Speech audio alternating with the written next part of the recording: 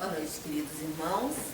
Boa noite. Que o amor do Pai, que a paz desse amoroso Mestre Jesus permaneça conosco, hoje e sempre. Júlio vai me chamar de novo para me falar sobre a autoridade de Jesus, porque eu confundi os temas e eu trouxe um outro. Me perdoe, meu amigo querido. E aí só assim já ficamos aí combinados para voltar. Então nós temos um encontro marcado para falarmos sobre a autoridade de Jesus. Porque eu não sei, mas o tema da noite de hoje vai ser perdão, a melhor terapia. É do livro Pelos Caminhos de Jesus, ditado pelo Espírito Amélia Rodrigues Adivaldo Pereira Franco, baseado também no Evangelho segundo o Espiritismo, no capítulo 11, amar o próximo como a si mesmo. Então, nessa noite, perdão, a melhor terapia. E eu começo fazendo uma pergunta aos senhores. O que é mais difícil? Perdoar ao outro ou o auto-perdão? Quero ouvi-los. Vale a média 7, daí ninguém precisa fazer prova do bimestre, tá tudo certo. Perdoar os outros. Perdoar aos outros? Quem arrisca? O que é mais difícil? O auto-perdão? O que, ó, já temos aí, ó. Perdoar o outro e o auto-perdão. O que é mais difícil? O auto-perdão, perdão a mim mesmo, né? Nós nos perdoarmos ou perdoarmos ao outro? O auto-perdão. É incrível, né? Mas essa foi uma pesquisa da Organização Mundial de Saúde. A grande parte dos nossos adoecimentos estão imbricadas no fato de que nós nos equivocamos e ficamos batendo com a cabeça na parede. E começamos a nos autoflagelar porque não estamos habituados a praticar o auto-perdão. Peraí, não somos perfeitos, eu não sou perfeita ainda, Senhor. Me auxilia para que eu me perdoe. Então nós temos dificuldade de perdoar ao outro, temos, mas a nossa dificuldade de auto-perdão é muito maior. Então vamos lá. Evangelho segundo o Espiritismo, no capítulo 11, amar o próximo como a si mesmo. E nós vamos encontrar uma fala de Jesus recolhida por Mateus, no seu capítulo 18, no versículo 23 a 35. Quando Jesus vai nos dizer assim. Então é o Mestre falando conosco nesse momento, quando há 2000 anos, para aqueles que o ouviam, ele disse-lhes, e ele nos diz na noite de hoje, o reino dos céus é comparável a um rei que quis tomar conta aos seus servidores. Tendo começado a fazê-lo, apresentaram-lhe a esse rei um homem que lhe devia 10.000 talentos. Mas, como não tinha meios de pagá-lo, mandou o Senhor que o vendesse, a ele, ao homem devedor, vendesse também a sua mulher e aos seus filhos, para que tudo o que fosse arrecadado nessa venda fosse entregue a ele, o Senhor, para pagamento da dívida. E esse homem, servidor desse Senhor, lançando-se-lhe aos pés, o conjurava, dizendo, Senhor, tenha um pouco de paciência e eu tudo te pagarei. Então, aquele Senhor, tocado de compaixão, o mandou embora e lhe perdoou toda a dívida. O débito era grande, 10.000 talentos. E a lei permitia, nós estamos falando aqui da lei mosaica, porque Jesus está contando esta parábola, essa história para o povo hebreu. É uma parábola, uma história que Jesus criou para dar um ensinamento moral, né? Então Jesus vai dizer que o débito era muito grande, 10.000 talentos. E a lei mosaica permitia que toda a família daquele devedor fosse vendida a fim de que o débito fosse resgatado. O endividado, no entanto, pediu uma nova oportunidade, ajoelhou-se e suplicou. E o seu senhor, tomado de compaixão, fez a concessão integral da dispensa do pagamento. Era uma grande dívida e ele recebe um largo gesto de perdão. Embevecido, os ouvintes acompanhavam o relato ali exposto por Jesus. E o mestre continua. Esse servidor, porém, continua Jesus com tranquilidade, ao sair dali perdoado, encontra um dos seus companheiros que lhe devia 100 dinheiros. Ele foi perdoado de 10.000 talentos. E ele encontra um colega seu, um companheiro seu que devia 100 dinheiros. Ele vai, segura o devedor pela goela e quase a estrangulá-lo dizia: pagas o que me deves. O companheiro, lançando-se-lhe aos pés, o conjurava dizendo: tenha um pouco de paciência e eu tudo te pagarei. Mas o outro não quis escutá-lo. Foi-se e o mandou prender para tê-lo preso até que pudesse pagar a dívida.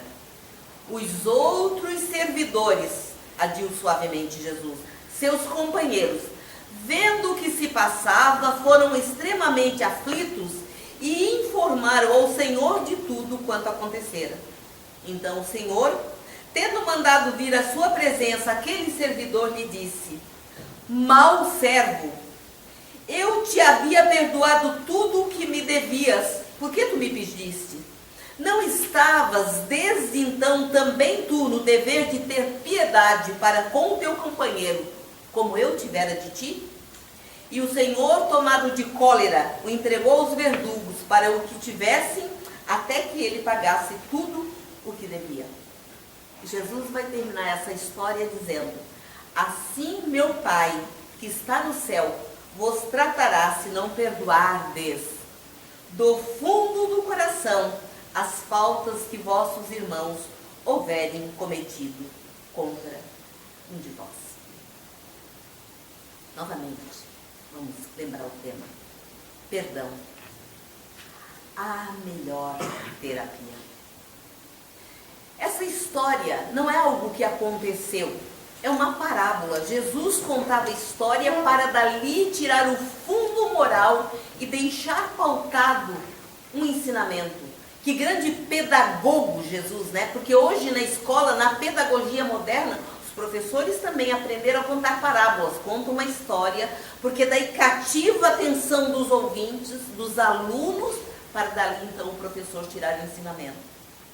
Isso é antigo, trazido por Jesus. Então é uma parábola, um convite de Jesus para que daí tiramos um ensinamento. Ora, se é uma parábola, nós não podemos levar ao pé da letra e sim tirar da parábola, da história, a lição. Qual é a questão moral que Jesus vem nos ensinar? Porque o Espírito Amélia Rodrigues, no livro Pelos Caminhos de Jesus, vai nos dizer que o perdão é extraordinária terapia. Terapia para as nossas ulcerações morais. Nunca se viu na terra tantas pessoas caminhando a braços com a depressão, com as chamadas dores da alma. Não existe mais, na maioria dos países, incluindo o Brasil, os hospícios. O que existe é um setor dentro de hospitais gerais para aqueles que têm depressão graves, que têm transtornos psíquicos. Os irmãos podem ter certeza. Essas enfermarias, chamadas alas psiquiátricas, na maioria das vezes, estão abarrotadas.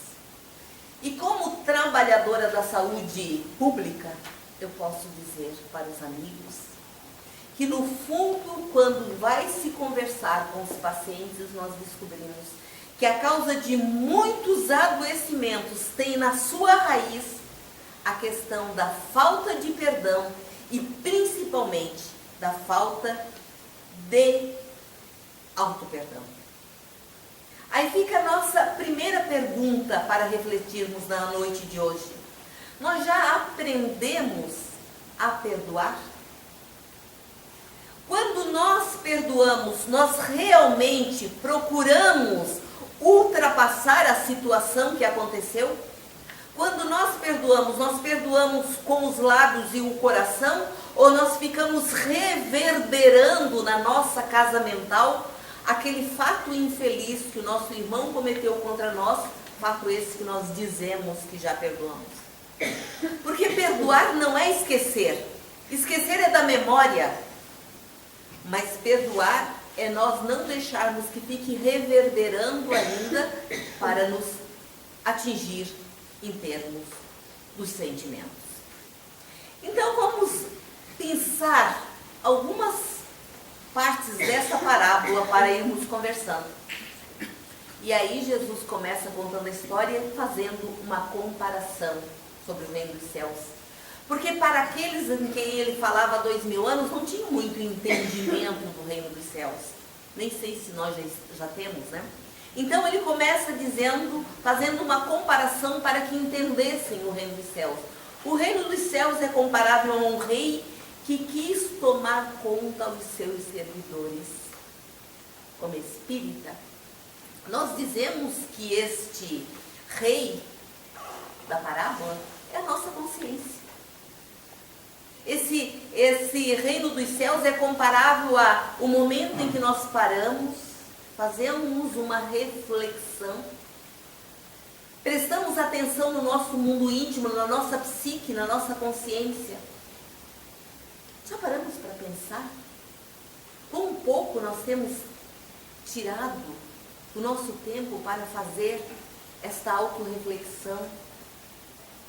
Nós dizemos que conhecemos o outro, o marido diz que conhece a esposa diz que conhece o marido, os pais dizem que conhecem os filhos, mas em realidade nós não conhecemos a ninguém porque não conhecemos nem a nós mesmos. Nós temos tantas coisas nos chamando para o lado de fora, é televisão, é internet, é isso, é celular, que hoje em dia o celular é uma caixa mágica que ali tem quase tudo. Nós estamos tão voltados para o lado de fora de nós mesmos, que quão pouco nós fazemos isso. O reino dos céus é comparável a um rei que quis tomar conta dos seus servidores. Entendendo aí que esse rei é esse convite que Jesus faz para que voltemos para o nosso mundo íntimo, para a nossa consciência. Porque em algum momento, nas suas falas para aqueles que o ouviam há 2000 anos, ele disse assim: tudo o que pedirdes ao Pai em meu nome, ele vos concederá. Claro que passado 2000 anos, nós sabemos sim, que tudo que nós pedirmos ao Pai, ele nos concederá. Mas tudo que nós pedirmos ao Pai, que seja interessante, que seja útil para o nosso crescimento como espíritos imortais. Então não vai adiantar dizer: Pai, faz com que eu ganhe na loteria. Primeiro, porque eu não jogo. E segundo, porque o Pai me conhece, ele sabe que vai ser uma bobagem ele me deixar ganhar um grande prêmio. Por quê? Porque se eu já sei que para mim vai ser uma bobagem, imagina o Pai, que me criou e que sabe de mim. Sabe de mim no ontem, sabe de mim no hoje e sabe de mim para o amanhã. Nós só sabemos de nós um pouquinho no hoje. Então, está na hora de nós começarmos a aprender não só o auto-perdão, como aprender a pedir auxílio quando nós temos dificuldade de perdoar. Olha só, se nós temos, e essa é a proposta da casa, quando convida-os para uma exposição doutrinária, para uma palestra pública, para que a gente saia daqui com o tema e veja assim: o que isso tem para mim? Qual é a mensagem dessa noite para mim? Então a proposta é que paramos para dar uma observada em nós. Se nós temos na nossa história de vida, no nosso mundo íntimo, algo que ainda não está trabalhado, que ainda está faltando perdão, ou a nós mesmos ou ao outro, vamos começar a pedir auxílio nas nossas preces, auxílio para aprender a terapia pelo perdão. Vamos lembrar que num determinado momento, Chico Xavier ficou magoado com alguém. E justamente ele, Chico, que as pessoas, que ele teve episódio de pessoas que cuspiu no seu rosto, e Chico limpou e continuou tratando a pessoa de meu irmão e saiu dali tranquilamente. Chico ia pedir nos sábados pela manhã pão pelas casas, para à tarde ele levar em caravana a Vila dos Pássaros Pretos e distribuir por debaixo das pontes, dos viadutos e nos lugares de pobreza, pães. E um dia ele chegou numa casa e pediu um pão e estendeu a mão e o homem cuspiu na mão do Chico Xavier. Chico pega, põe a mão aqui, na direção do coração, por dentro da camisa, faz assim, diz assim: meu irmão, o que você tinha para dar para mim, eu já recebi. Agora você pode me dar um pão? Ele continuou com a voz estendida. Eu tenho um amigo que mora em Barra Velha e ele morou em Uberaba. E ele disse que na casa dele tinha aquela janelinha que na porta, né, para abrir, antes de abrir a porta, ver quem estava ali. E quando batia um palmo, ele dizia para a esposa: quer ver como é aquele chato do Chico Xavier pedindo pão? E ele contou para mim num restaurante em Barra Velha e começou a chorar. Ele assim: como eu gostaria que o tempo voltasse atrás, para ter aberto a minha porta e ter ido pelo menos apertar a mão daquele homem. Porque hoje ele mora em Barra Velha, hoje ele é espírita e ele lembra que o Chico, inúmeras vezes, bateu palma no portão da casa dele. A maior antena psíquica que já esteve reencarnado na Terra depois de Jesus, quem diz isso não é a Natália, são os cientistas da NASA, que vieram a Uberaba medir a aura de Chico Xavier. E esse homem hoje chora e disse: nunca dei um pão e nunca abri a porta. Eu olhava pela janelinha, via que era ele, batia a portinhola, né? E ia para a cozinha, para não ficar ouvindo ele bater palma no portão. Então, queridos, quando esse amigo começou a chorar em pleno restaurante de Barra Velha contando isso, eu falei assim: a questão aqui não é se você deu o pão, se não deu o pão. A questão aqui é você agora trabalhar o alto perdão. E aí, mesmo o Chico Xavier, que passava por todas essas coisas, ia contar para os amigos sorrindo, em determinado momento, Chico ficou magoado com um companheiro que disse coisas dolorosas para ele, Chico Xavier. E Chico começou a ficar triste, começou a ficar acabrunhado. E Emmanuel chegava, ficava ali até não sei que hora da madrugada, ditando páginas e páginas, e Chico naquela tristeza, trabalhando, e Emmanuel se comportava como se não estivesse nem percebendo a tristeza de Chico Xavier.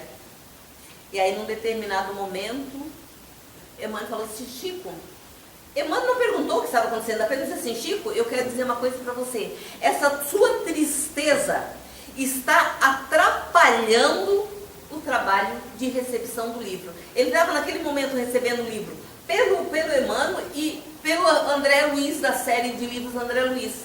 E aí Emmanuel vem e diz: olha, essa sua tristeza está atrapalhando o trabalho de recepção dos livros.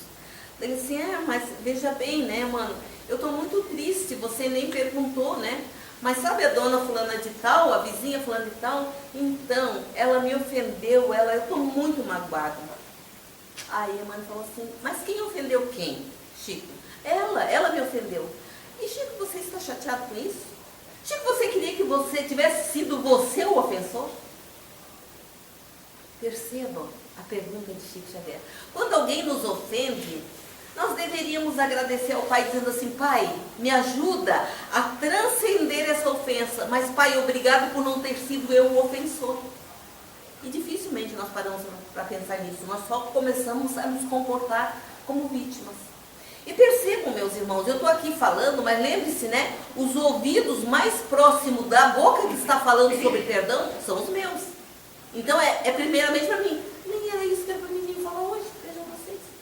Então a necessidade me parece que eu tenho de ouvir a respeito de perdão e de auto-perdão. Então, quando o Chico começa a querer se queixar para Emmanuel, porque foi ofendido, Emmanuel fala para ele: tá, Chico, tu preferia o quê? Que fosse você o ofensor? Então, vamos voltar para a parábola que Jesus contou naquele momento. Porque ele vai dizer que quando aquele homem se ajoelha, o homem que devia 10.000 talentos e pede para não ser encarcerado, aí Jesus vai dizer: então, aquele senhor, tocado de compaixão, o mandou embora e lhe perdoou a dívida. Essa palavra compaixão é uma palavra muito interessante, né? Ela é uma corruptela, ou seja, pegaram duas palavras que já existiam, juntaram as duas para fazer uma palavra nova. É a palavra paixão para com a dor do outro. Paixão para com o outro. Ó. Compaixão. Então aquele senhor tocado de compaixão perdoou a dívida daquele homem e o mandou embora. Será que nós já aprendemos? A perdoar não é nem dívida de 10.000 talentos, não. Pequenas ofensas. Ou porque o outro não fez todos os salamaleques que eu acho que eu deveria receber. Será que nós já aprendemos a perdoar? Porque senão nós vamos ter que voltar muitas e muitas vezes para aprender a ter perdão e auto-perdão. Nós que somos brasileiros, as pessoas de uma faixa etária assim mais próxima da minha, né? Que eu também não vou dizer qual. Então, nós vamos lembrar que na década de 70 ficou famosa em Pernambuco a cidade de Exu. Quem lembra o que aconteceu na cidade de Exu na década de 70? Ai meu Deus, agora também estou me entregando, né? Ninguém vai dizer, eu não é nascido, né? Então tá. As famílias de Exu, 3 famílias famosas, com poder na cidade de Exu, em Pernambuco, eles vinham sofrendo uma grave crise de morte, de tocaias e matando-se uns aos outros entre as 3 famílias. Então, uma grave crise que começou no século passado, no século XX, as lutas políticas entre as famílias. A família Alencar, a família Sampaio e a família Saraiva. 3 famílias que comandavam essa cidade, a cidade de Exu. E isso veio por tantas décadas no século XX que essas 3 famílias conseguiram juntas, por conta das brigas, assassinato entre eles, provocar o atraso da cidade de Exu em relação a todas as outras cidades das outras regiões de Pernambuco. Mas aí fica uma pergunta, né? Quem são esses espíritos, né? Que o mundo espiritual organizou e às vezes leva século para reunir um grupo de espíritos para reencarnar ao mesmo tempo, para ver se finalmente trabalham uma paz entre eles. Quem são esses grupos enormes de espíritos que o mundo espiritual organizou o reencarne deles, todos no mesmo lugar, em 3 núcleos familiares diferentes? Então já não era mais na mesma família, pois eles conseguiram se matar. Lembro-me que teve uma época, no final da década de 70, que vivia no noticiário. Foi quando eu descobri que tinha uma cidade com o nome de Exu. A cidade de Exu vivia no noticiário por conta dos crimes bárbaros entre essas 3 famílias. A família Alencar, a família Sampaio e a família Saraiva. Entre os crimes, as emboscadas que existiam entre eles. Aí fica a questão, né? O tema da noite de hoje, perdão. A melhor terapia. Quem são esses espíritos reencarnados na década de 70 nessa cidade de Exu, em Pernambuco, que mesmo o mundo espiritual tendo colocados em famílias diferentes, ainda assim não conseguiram exercitar o perdão e a grande maioria morreu assassinado. Então os espíritos nos dizem, e nós, os espíritas, com toda essa grande gama de livros que nós temos da doutrina espírita, os espíritos nos dizem que o perdão é ainda a melhor prevenção, até esse momento, contra as doenças do corpo e as doenças da alma. Porque nós pensamos que a falta de perdão só afeta as questões da alma, as questões emocionais. Não. A falta de perdão está muito ligada às doenças gastrointestinais, às doenças do aparelho digestivo. A falta de perdão está muito associada às crises de hipertensão. As pessoas que têm pressão alta, às vezes têm dificuldade de perdoar. As pessoas que têm quedas de pressão muito baixa, tem dificuldade com o auto-perdão. Eu sou alguém que tem pressão baixa, eu tenho queda de pressão com facilidade. E aí quando eu fui estudar, digo, gente, tem que olhar melhor para isso. Porque as pessoas que têm uma tendência à pressão abaixo do nível normal, precisam olhar para si mesmo e ver se quando se equivocam, quando erram, conseguem se perdoar com facilidade ou não. Ao passo de que aqueles que são hipertensos, que têm pressão muito alta, têm dificuldade para perdoar o outro. Conheci uma mulher, eu morei uma época na cidade de Tubarão. Uma mulher que fazia tratamento porque o coração dela, ele tinha aumentado tanto o tamanho, o volume do músculo, dos músculos que formam o coração, que esta mulher corria o risco de se dormisse deitada, morrer por sufocamento pelo grande tamanho do coração. E aí fazia-se vários exames, muita coisa, fazia tratamentos com cardiologista, com médicos, homeopata e por aí vai.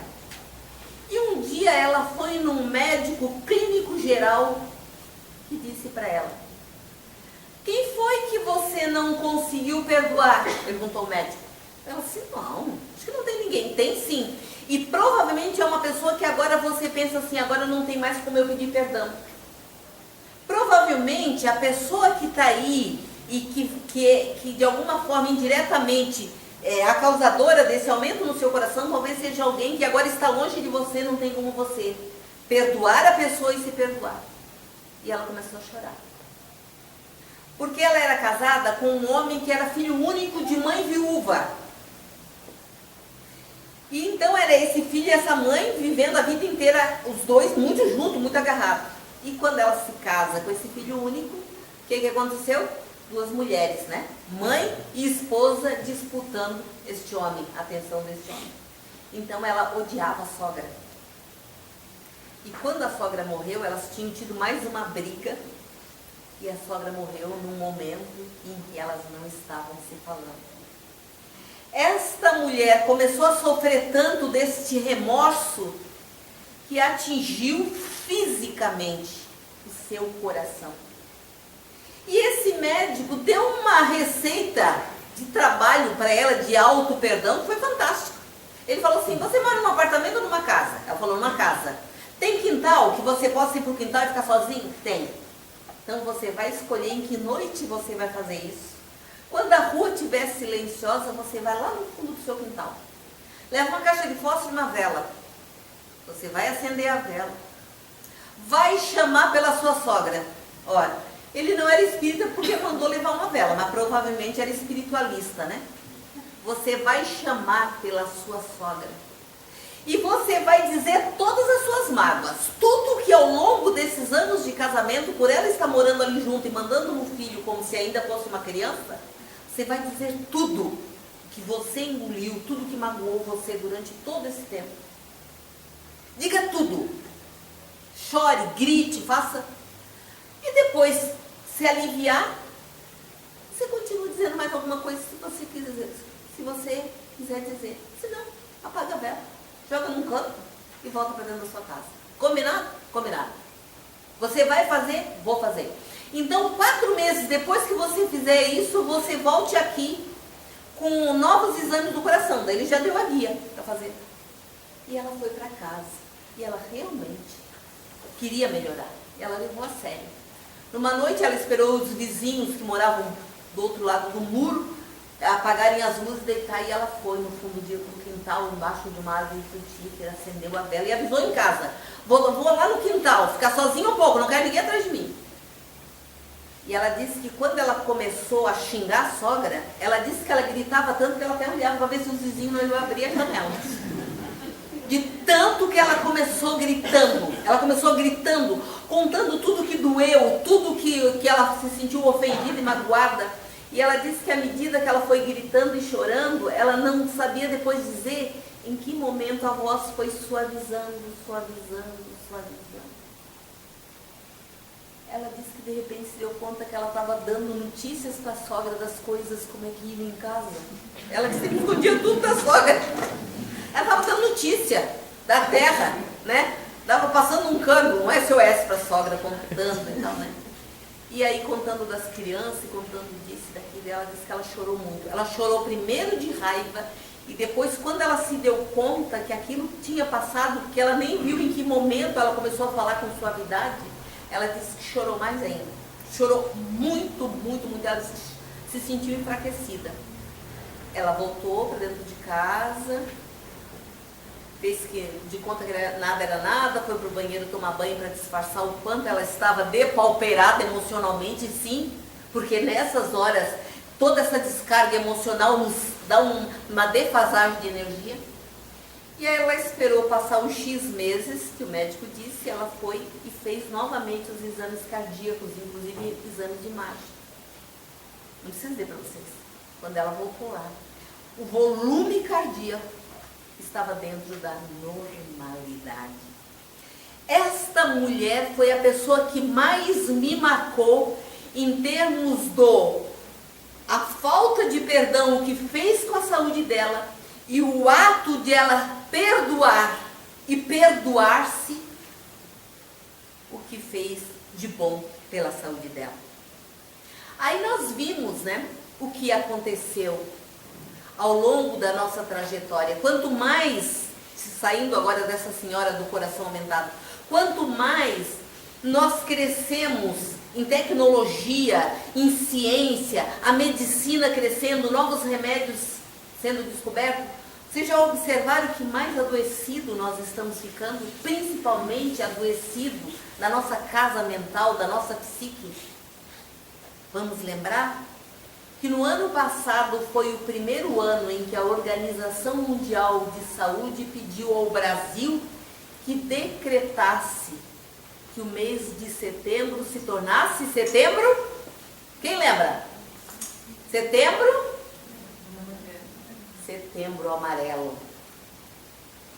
A partir do ano passado, todos os anos, o mês de setembro será o mês das grandes palestras, dos grandes encontros, numa tentativa de diminuir no Brasil a pátria do Evangelho. Brasil, a pátria do Evangelho. Diminuir na pátria do Evangelho a grande quantidade de suicídio entre os jovens. Segundo a Organização Mundial de Saúde, no Brasil um jovem se mata a cada 30 segundos. No Brasil, a cada 30 segundos um jovem põe fim à encarnação. Enquanto eu disse essa frase, em algum lugar, um jovem colocou fim à sua existência. E não tem dados de quanto tentam. Eu trabalhei numa ala psiquiátrica durante 6 anos e 9 meses. Faz 1 ano e pouco que eu estou aposentado. E eu posso dizer para vocês que essa realidade, que a Organização Mundial de Saúde está dizendo, é verdadeira. Eu recebia lá aqueles que não foram exitosos na sua tentativa de pôr fim à encarnação. Então, depois dos cuidados médicos, eles eram levados para dentro da ala psiquiátrica. Então, eu convivi muito com aqueles que têm o que a gente chama em psicologia de ideação suicida e os potencialmente suicidas. E aí a Organização Mundial de Saúde pediu ao Brasil que decretasse que todos os anos, setembro, é setembro amarelo. Porque nós tínhamos o outubro rosa, né? Para a mulher fazer a prevenção do câncer. Aí depois passamos a ter o novembro azul, para que o homem fizesse a prevenção de câncer. E agora nós temos o setembro amarelo, para que os nossos jovens comecem, através das nossas conversas, aí tomando gosto pelo ato de viver, tomando gosto pelo fato de estar reencarnados. No mundo espiritual existem espíritos clamando pela oportunidade de vir para a Terra numa nova encarnação. Para, através do mergulho num novo corpo físico, abafar a dor do remorso, a dor da consciência culpada.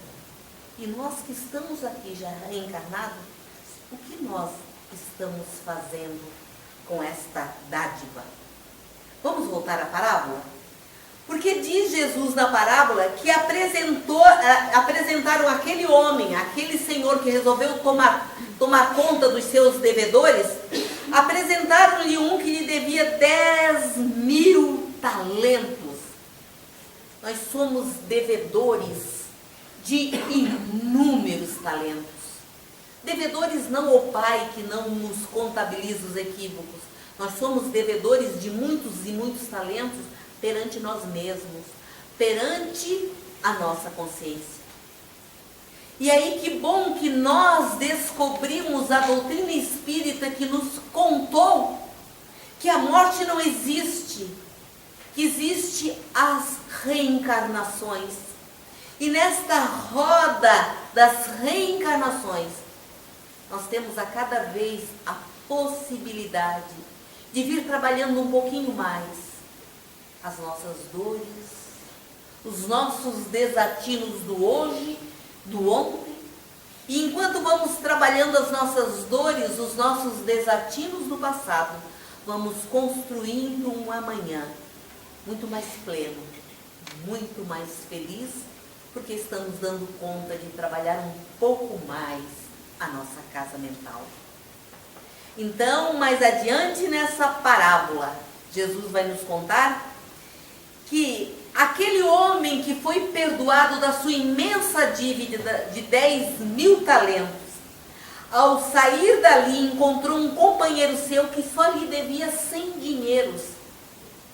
E ele acabou de ser perdoado, mas ele não desenvolveu o perdão.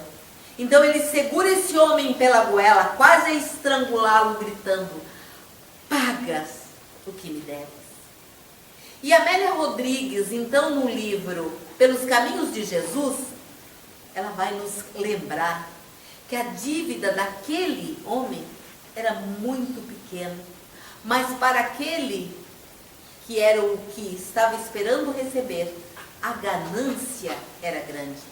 Então era uma dívida pequena para aquele ganancioso que tinha recebido um largo perdão. Tem sido assim também conosco. Não em termos de dívida monetária de dinheiro, mas perante o Pai que está a nos organizar oportunidades, uma outra oportunidade, uma nova oportunidade. E o que nós fazemos, nós nem mesmo somos gratos na maioria das vezes. Vou lhes contar uma história. Uma história do FBI, portanto, uma história americana. Há mais ou menos 3 décadas, menos que isso, em Nova York, vizinhos ligaram para a polícia para dizer que de uma casa que estava fechada, há alguns dias ninguém via nenhum membro da família, estava exalando odores muito suspeitos. A polícia veio, bateu palma, ninguém atendeu, arrombou e a cena era estarrecedora. Aquela família, cujo chefe, cujo marido e pai, trabalhava numa outra cidade, portanto, muitas horas longe de Nova York, aquela família estava, todos, a mãe e todos os filhos desencarnados, há vários dias, todos vestidos com as suas melhores roupas, sentados na sala onde costumavam ver TV, a TV ligada, e pelo estado de decomposição dos corpos, a polícia concluiu que eles já estavam mortos, assassinados há muitos dias. Foram feitas muitas investigações, chamaram o FBI para auxiliar, e o primeiro suspeito era o único sobrevivente, o único que não estava na cena do crime, o marido e pai. Mas foram fazer uma investigação e ele estava trabalhando já meses numa outra cidade que era muito longe de Nova York. Ao ir na empresa, ele não se afastara da empresa naquela sexta-feira, ele estava a trabalho. A família estava esperando, como sempre o esperava nos finais de semana, para vir para casa. Ele não tinha vindo, mas tinha álibi perfeito, a empresa realmente dava testemunho de que ele não se afastara. E continuaram as investigações para descobrir.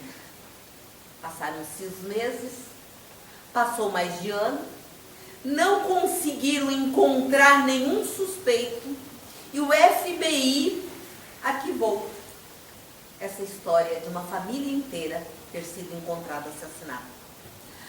Se passou mais de uma década e deu entrada ao FBI uma nova turma de investigadores, agora moços, investigadores jovens, recém-formado pela academia, né, com garra para o trabalho. E 2 desses jovens, foram colocados para mexer nos arquivos do FBI e trabalhar em crimes que o FBI havia colocado numa gaveta porque não tinham dado conta de solucionar. E um daqueles 2 jovens se deparou com as fotos que os policiais do FBI tinham tirado da família, todas as suas roupas melhores, sentado na sala, os corpos já se decompondo depois de alguns dias. E era um crime que não tinha sido solucionado. E esse jovem resolveu trabalhar naquele caso para descobrir. Porque esse chefe de família, esse pai, passado algum tempo, ele começou a apresentar depressão, falar que estava muito deprimido e tal, e ele acabou pedindo demissão dessa empresa, mas também não voltou para a cidade, não ficou nessa cidade, não voltou para Nova York, e ninguém sabia mais onde ele estava. Então o FBI, os jovens recém-contratados, empossados no FBI, um deles, resolveu investigar, mas saindo assim, ó, vamos agora pegar as fotos dos supostos suspeitos, inclusive o chefe dessa família, e vamos envelhecer para ver como é que eles estão hoje. Fizeram um envelhecimento por computador.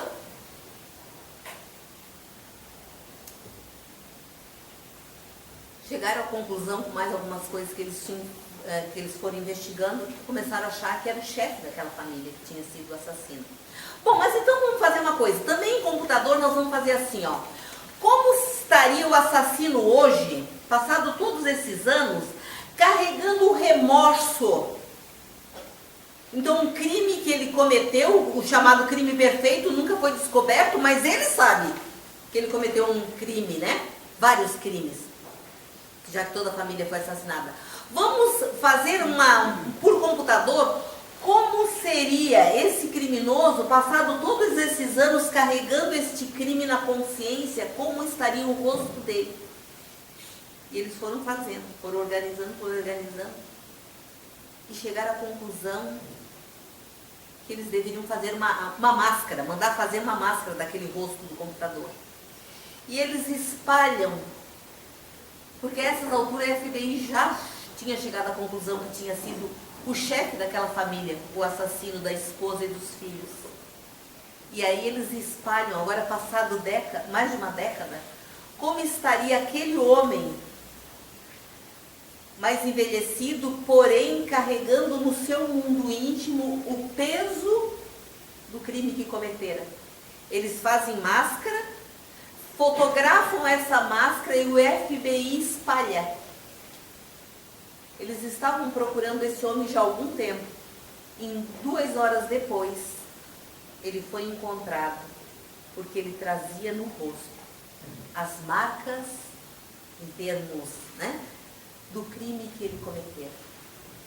Por que eu conto essa história?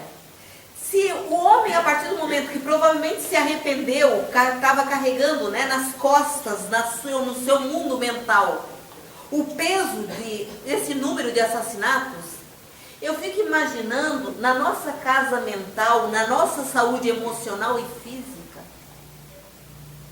que esse homem não conseguiu se perdoar. Os nossos pequenos equívocos, e nós também não nos perdoamos.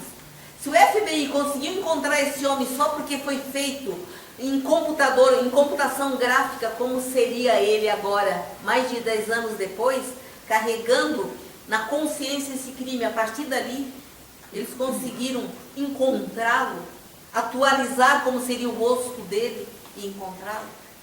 Eu fico imaginando, quando nós não nos perdoamos das nossas pequenas querelas do dia a dia, como nós vamos ficando no nosso mundo íntimo, na nossa saúde, na nossa alegria de viver. E aí nós vamos entendendo por que na atualidade, tantos depressivos na Terra, muitas vezes nós não temos lembrança. São coisas do passado que felizmente Pelo grande amor que o Pai tem por nós, nós viemos, mergulhamos em outro corpo, chamamos isso de reencarnação e não lembramos. Mas não quer dizer que não está registrado em nós. Então, pela misericórdia do Pai, nós não lembramos. Mas o registro está aí no nosso mundo íntimo, no nosso mundo consciencial.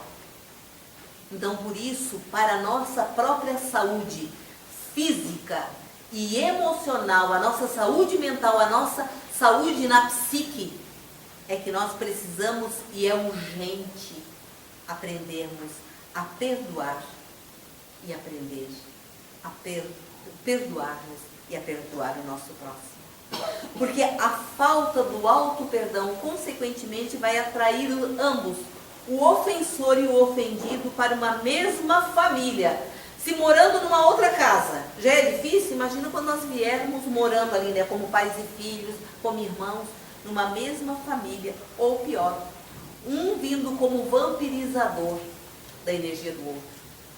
Sempre que desencarnar alguém que nós vamos lembrar, puxa vida, uma vez eu devia ter pedido desculpa para o fulano, e agora soube que ele desencarnou. Então já começa a fazer a terapia de perdão a ele e perdão a você desde agora. Porque esse processo de vampirização, quando nós não pedimos perdão enquanto estávamos encarnados, é melhor a gente começar a fazer as preces e pedir perdão, para que a coisa não se complique ainda mais. A roda das reencarnações, muitas vezes, é pela nossa grande dificuldade de perdoar e de ser perdoado. Então nós vamos com isso atraindo muito mais dificuldades para as nossas vidas. Vocês sabiam que há um trabalho médico dizendo que quando nós chegamos, as mulheres na menopausa e os homens na andropausa, porque se fala muito em menopausa, né? Mas nós esquecemos que o homem também tem a sua andropausa, que muitas vezes é quando nós chegamos nessa fase da vida que cai a produção hormonal, é que nós vamos começar a ter muitos problemas de saúde física e emocional por não termos tido a capacidade de perdoar ou de nos perdoar por algumas coisas.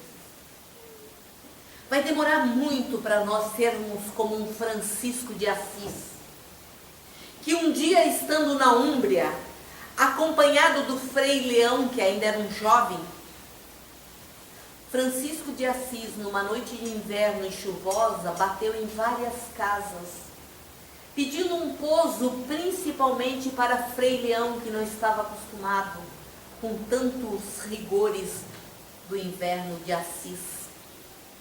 E em todas as casas que Francisco de Assis batia, as pessoas batiam-lhe com a porta ou com a janela na face. E chegou um momento que ele não tinha mais aonde pedir um pouso, e ele olha para Frei Leão e diz assim, ó, que bom que ninguém nos deu abrigo para essa noite. E Frei Leão olha para ele e falou assim, mas como assim numa noite de inverno? E você está dizendo que bom que nós não recebemos pouso de ninguém. Olha a resposta de Francisco de Assis. Sim, meu irmão, porque agora nós estamos por conta de Jesus. Imagina nós, numa noite de frio, alguém não nos dá pouso, nós vamos dizer essa frase linda, né? Ai, que bom, né? Agora nós estamos por conta dos cuidados de Jesus. Vamos lembrar? Para aquele homem da parábola contada pelo mestre, uma grande dívida e um gesto largo de perdão. Jesus, mesmo sabendo que o que esperava para ele, no final da sua chamada vida pública, era o madeiro, a cruz destinada aos assassinos, aos ladrões, estava destinada para ele, assim como o desprezo e o abandono. E ainda assim, ele falou de amor, de alegria de viver e de perdão, até o último momento. E ele sabia o que o aguardava. O que aguarda a cada um de nós? Agora eu vou falar individualmente. Agora eu vou falar ao seu coração. Você tem parado para pensar o que o aguarda? Você tem trabalhado o seu mundo íntimo para o fortalecimento emocional? Nós ainda não sabemos, e que bom que não sabemos, se ainda temos provas e dores para passar no que ainda nos resta na presente encarnação. Então não é melhor aprender a perdoar, aprender a desculpar, a não levar tão a ferro e fogo pequenas coisas, pequenas situações. Se o outro se equivoca, pare para pensar, você, eu, nós também não nos equivocamos. Nós não somos perfeitos, somos seres perfectíveis, pois que somos filhos de Deus, mas ainda não somos perfeitos. E precisamos lembrar disso quando o outro nos magoa. Ele também está na caminhada, ele também não é perfeito ainda. Jesus nunca precisou perdoar, porque ele nunca se ofendera, porque ele nunca se magoara. Será que nós já paramos porque Jesus escolheu vir para a terra e surgir entre o povo hebreu? Por que Jesus não surgiu na terra, né? Não vou dizer reencarnou, porque não é o caso de Jesus. Por que Jesus não surgiu na terra entre os egípcios, entre os romanos, entre outros povos? Por que entre o povo hebreu? Nós sempre falamos que é porque era o povo que tinha a ideia do Deus único. Ali já estava pelo menos a base, né? Eles já acreditavam no único Deus, diferente dos outros povos que tinham inúmeros deuses. Isso é verdade. Já tinha um lastro preparado ali. Mas não é só isso. Jesus nasceu entre o povo que, por conta do seu orgulho de casta, eles se imaginavam o único povo eleito por Deus. Então, como eles eram orgulhosos demais da sua casta, tinham muita dificuldade de perdoar. Quem lê o livro há 2000 anos vai ver a dificuldade de perdoar do povo hebreu ao longo do livro há 2000 anos. Ao longo do livro Paulo Estevão, nós vamos ver a dificuldade do perdão. Então, nós vamos também lembrar que no livro há 2000 anos, Lídia, né, a mulher repudiada, sendo inocente e repudiada por mais de 20 anos pelo marido, continuou a amá-lo, a cuidar. Não, parece nós as mulheres casadas de hoje em dia, né? O marido a repudiou e ela continuou cuidando dele, amando-o e servindo nas adversidades. Senhor, o que nós faríamos? Quem leu o livro há 2000 anos, o que nós faríamos se estivéssemos no lugar de Lívia Lentulus? Já paramos para pensar que a primeira mão que se ilumina é justamente a mão que acende a luz? A primeira mão que se ilumina é justamente aquela que acende a vela? Pois é. Nós estamos iluminados pelo aquilo que Jesus chamou de Consolador prometido. Nós acreditamos, nós os espíritas acreditamos que o Consolador que o Cristo prometeu na última ceia é a doutrina espírita. O que nós estamos fazendo dessa dádiva e dessa luz? Éramos nós lá representados por Filipe, quando ele disse, Senhor, porque Filipe percebeu que naquela última ceia a conversa de Jesus tinha tom de despedida. E Filipe disse, Senhor, mas para onde tu vais? Para onde tu vais? Eu posso ir contigo, Senhor? Claro que depois, quando apareceu a cruz, todo mundo demandou, né? Mas naquele momento eu não sabia que o negócio ia terminar em cruz, né? Senhor, para onde tu vai? Ele percebeu que aquele banquete pascal, aquela ceia da Páscoa tinha tom de despedida. Para onde tu vai? Eu também poderei ir? E aí Jesus disse para Filipe, Filipe naquele momento era o representante de todos nós, se me amais, guardai os meus mandamentos, e eu rogarei ao Pai, e Ele vos enviará um outro Consolador, o Espírito de verdade, que ficará convosco e habitará com vós. O Espírito de verdade chegou. O Consolador que ele prometera. Então será que nós que temos o conhecimento dessa dádiva, já estamos de fato trabalhando em nós o auto-perdão? Porque, meus irmãos, eu vou falar uma coisa para vocês. O centro espírita é o lugar onde tem mais gente milindrada por metro quadrado. O povo, para se ofender, para se aborrecer e chatear, que nem espírita, eu não estou para ver igual. Estou para ver igual. Mas é justamente nós, para nós, que o Espírito de verdade veio trazer a mensagem. O que nós estamos fazendo desta dádiva? Se nós estamos esperando que brilhe em nós, como Jesus disse, que brilhe a vossa luz. Não sei se alguém aqui já viu o trabalho de um ourives, aquela pessoa que trabalha purificando ouro. Então, ele recebe o ouro com toda a impureza do garimpo, com toda o que é chamado ganga, a impureza que está misturada no minério chamado ouro.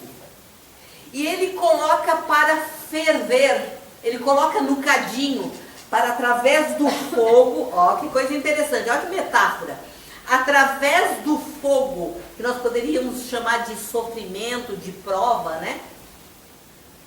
Através do fogo, esse ouro ir separando a parte da impureza e a parte do ouro. Aí eu vou perguntar para vocês, mas quando é que o ourives sabe em que momento o ouro está puro? Vou tomar um gole d'água.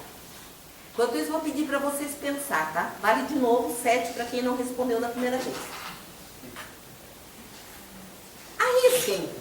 Em que momento o ourives que botou lá o ouro para ferver, para purificá-lo, sabe que o ouro agora está limpo, o ouro está puro? No momento em que o ourives olha para dentro do cadinho e ele consegue ver o seu rosto refletido no ouro. No momento, não existe um aparelho, um equipamento. O ouro está lá fervendo e a impureza saindo, né? Ficando de lá. No momento em que o ourives olha e vê o seu rosto refletido no ouro, o ouro está puro. No momento em que a lição de Jesus estiver refletida em nós, através do nosso falar, através do nosso pensar, através das nossas ações na vida de relação. No momento em que Jesus estiver refletido nas nossas ações, na nossa vivência, aí sim, nós seremos como o apóstolo Pedro. E aí nós vamos para o encerramento. Vamos lembrar que naquela noite em que estávamos falando ainda, né? Ainda há pouco, a noite da famosa última ceia. Vamos lembrar que logo depois da ceia, Jesus vai para o Horto das Oliveiras orar. E era o momento em que ele seria entregue ao Sinédrio, o Judas. Mas não vamos falar de Judas, vamos falar do apóstolo Pedro. Ele vai orar, acompanhado de Pedro e os irmãos Tiago e João. E quando vem então Judas, trazendo os esbirros, os soldados do Sinédrio, os soldados de Caifás. Caifás não era o sumo sacerdote naquele momento, era o genro dele Anás, mas Caifás era a eminência parda por detrás de tudo. E no momento então que Pedro, o apóstolo Pedro, percebe que Jesus vai ser preso, Pedro desembainha a espada e decepa a orelha de Malco, o esbirro de Caifás, aquele que Caifás usava para tudo que era sujo, para tudo que não era ético. E o que Jesus diz? Pedro, embainha tua espada, pois todo aquele que com ferro fere, com ferro será ferido. Mas a lição que Jesus deixa em seguida é a lição do perdão. O que Jesus faz em relação ao Malco? Deixa ele ali sangrando até morrer? Quem lembra? Quem estava lá? Dizem que Jesus pega do chão a orelha e coloca no lugar, não foi isso? Não foi? Não é isso que a Bíblia diz? Pois é, a doutrina espírita diz uma outra coisa. A doutrina espírita diz que Jesus não recolocou a orelha de Maico, Jesus colocou o dedo aqui, ó, para que parasse o sangramento. Jesus o salvou de desencarnar, mas é dito que Jesus não colocou a orelha dele no lugar. E aí, para nós, faz sentido, quer ver? Entre o povo hebreu, Malco era um hebreu. Ter a orelha decepada era um sinal do escravo que não tinha sido fiel ao seu senhor. Então, Malco agora, quando andava pelas ruas, ele era odiado. Ele era hebreu e era odiado pelos hebreus. Porque como ele era um espião de Caifás, ele era odiado pelas pessoas, porque ele vivia entregando todo mundo para o sumo sacerdote Caifás e seu genro Anás. Então, Caifás e Anás, eles viviam ali, né? Genro e sogro, cada um ficava 2 anos no poder, daí o outro ficava 2 anos no poder. E Malco vivia nessa onda do poder, então era uma espécie de espião. Então ele era odiado pelos hebreus. A partir dali ele andaria nas ruas e aquela marca que ele trazia de não ter uma orelha era como um escravo que fugiu dos seus deveres e que tinha sido decepada a orelha pelo seu senhor. Então ele, depois da morte de Jesus, da ascensão de Jesus, Malco, de tanto ser ridicularizado pelas ruas de Jerusalém, ele pede para Caifás e Anás que paguem as suas contas, tudo que era devido a ele, porque ele não quer mais ficar em Jerusalém. E ele vai embora para Roma. Passam-se os anos. Passam-se os anos. Aí nós vamos ver lá no livro Paulo Estevão, que em um determinado momento, o apóstolo Pedro, o mais velho dos apóstolos, vai embora para Roma. E num determinado momento, vamos lembrar que quem decepou a orelha de Malco foi Pedro. Muitos anos depois, saindo das catacumbas onde estava ensinando o evangelho, Pedro é preso. Em plena praça pública estavam erguendo lá a cruz, porque disseram que iam crucificar Pedro igualzinho como o mestre dele tinha sido crucificado em Jerusalém. Vamos lembrar que Pedro morreu crucificado, mas pediu para ser crucificado de cabeça para baixo, porque ele disse que ele não era digno de morrer crucificado como Jesus foi. Então ele pediu para ser crucificado de cabeça para baixo. E no momento que estão lá na praça pública, né, Pedro manietado e eles preparando a cruz, o povo se aglomerou para rir, para ver. E no meio daqueles todos, o que mais vibrava era Malco. Eles tinham ódio de Pedro, eles nunca mais tinham se visto. E quando Pedro vê Malco ali se divertindo, gritando feliz, Pedro vai e se ajoelha diante do Malco, agora passado algumas décadas, para pedir perdão. O que foi que os soldados romanos entenderam? Eles sabiam que Pedro era o porta-voz maior da doutrina de Jesus. Aí entre eles, soldados romanos, era assim: bom, se ele é o maior do carpinteiro nazareno e está se ajoelhando diante daquele ali, então aquele ali ainda é maior que ele. Pega ele e vamos matar também. Malco, de tanto rir para se vingar, acabou morrendo na cruz, junto com Pedro. Olha como nós precisamos trabalhar em nós o perdão e o auto-perdão. Vai que um dia desse a gente está rindo do desafeto e a vida diz: ah, então está na hora. Então, assim como Malco e Pedro, nós vamos ter que parar em algum momento para pensar: como é em mim a questão do perdão e do auto-perdão? Eu estou mais para Malco Ou eu estou mais para Pedro? É para nossas reflexões. Uma boa noite, queridos irmãos, e muita paz. Muito obrigada.